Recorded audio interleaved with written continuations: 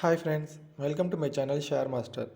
இன்றைக்கி நம்ம சேனலில் 18th February 2022 pre-market analysis பார்க்க போகிறோம்.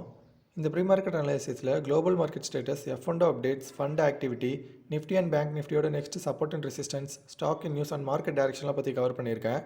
வீடியோக்குள்ளே போகிறதுக்கு முன்னாடி நம்ம சேனலை சப்ஸ்கிரைப் பண்ணாதவங்க சப்ஸ்கிரைப் பண்ணிக்கோங்க, பக்கத்தில் இருக்க பெல் ஐக்கனை ப்ரெஸ் பண்ணிக்கோங்க.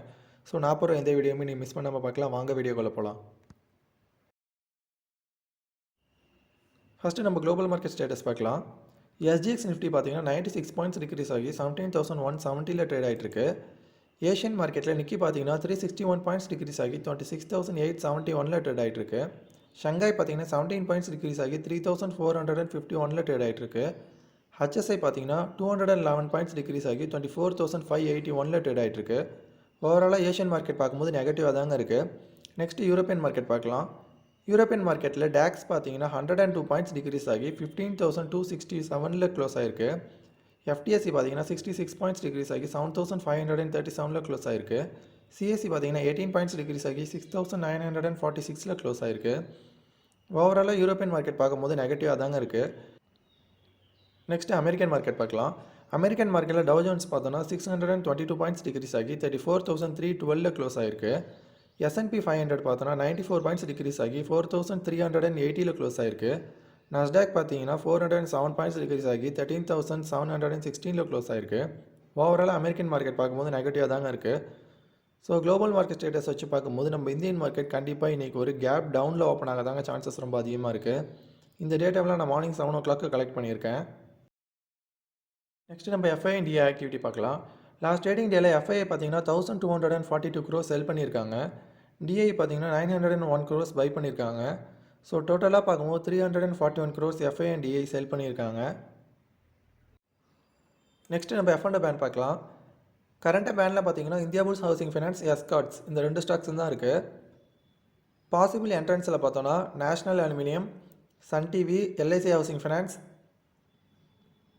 பஞ்சாப் நேஷனல் பேங்க், டாடா பவர், பெல், வோடாஃபோன் ஐடியா இந்த ஸ்டாக்ஸில் எஃப்&ஓ பேனில் வரதுக்கான சான்சஸ் ரொம்ப அதிகமாக இருக்குது. பாசிபிள் எக்ஸிட்ஸ் பார்த்தோன்னா எதுவும் இல்லை. நெக்ஸ்ட்டு நம்ம ஸ்டாக் நியூஸ் பார்க்கலாம்.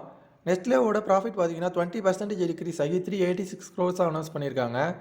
சேல்ஸ் பார்த்தீங்கன்னா 8.9% இன்க்ரீஸ் ஆகிருக்கு.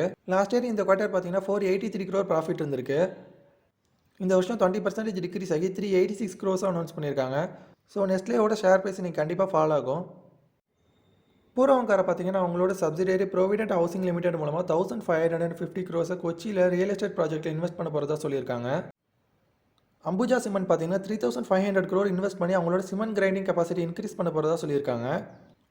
அம்புஜா சிமெண்ட்டோட MD and CEO Neeraj Akhoury என்ன சொல்லியிருக்காங்கன்னா 3,500 crore இன்வெஸ்ட் பண்ணுறது மூலமா அவங்களோட சிமெண்ட் கிரைண்டிங் கெப்பாசிட்டியை எக்ஸ்ட்ரா 7 million ton இன்க்ரீஸ் பண்ண போகிறதா சொல்லியிருக்காரு.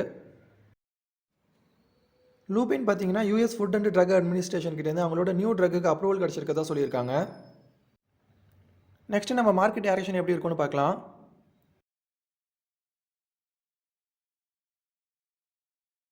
நிஃப்டி பார்த்தீங்கன்னா லாஸ்ட் ட்ரேடிங் டேல 17,390 ஓப்பன் ஆகி 17,400 ரெசிஸ்டன்ஸ் எடுத்துட்டு 17,300 க்ளோஸ் ஆயிருக்கு.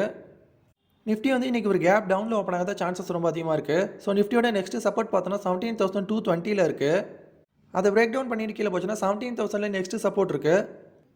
அதையும் பிரேக் டவுன் பண்ணிட்டு கீழே போச்சுன்னா 16,800 நெக்ஸ்ட் சப்போர்ட் இருக்குது. அதே ரெசிஸ்டன்ஸ்னு பார்க்கும்போது நிஃப்டியோட ஃபஸ்ட் ரெசிஸ்டன்ஸ் 17,400 ரேஞ்சில் இருக்குது. அதை பிரேக் அவுட் பண்ணிட்டு மேலே போச்சுன்னா 17,620 நெக்ஸ்ட் ரெசிஸ்டன்ஸ் இருக்குது. அதையும் பிரேக் அவுட் பண்ணிச்சுன்னா 17,800 நெக்ஸ்ட் ரெசிஸ்டன்ஸ் இருக்குது. நெக்ஸ்ட்டு நம்ம பேங்க் நிஃப்டி பார்க்கலாம்.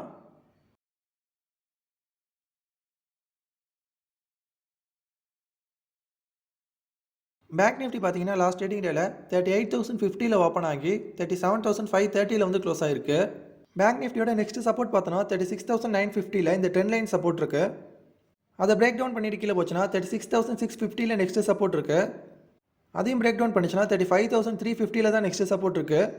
அதே ரெசிஸ்டன்ஸ்னு பார்க்கும்போது பேங்க் நிஃப்டியோட ஃபஸ்ட் ரெசிஸ்டன்ஸ் பார்த்தோன்னா 38,380 இருக்குது.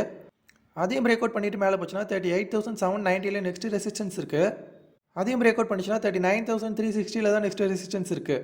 ஸோ குளோபல் மார்க்கெட் ஸ்டேட்டஸ் சார்ட்ஸாக வச்சு பார்க்கும்போது நம்ம இந்தியன் மார்க்கெட் கண்டிப்பாக இன்றைக்கி ஒரு கேப் டவுனில் ஓப்பன் ஆக தான் சான்சஸ் ரொம்ப அதிகமாக இருக்குது.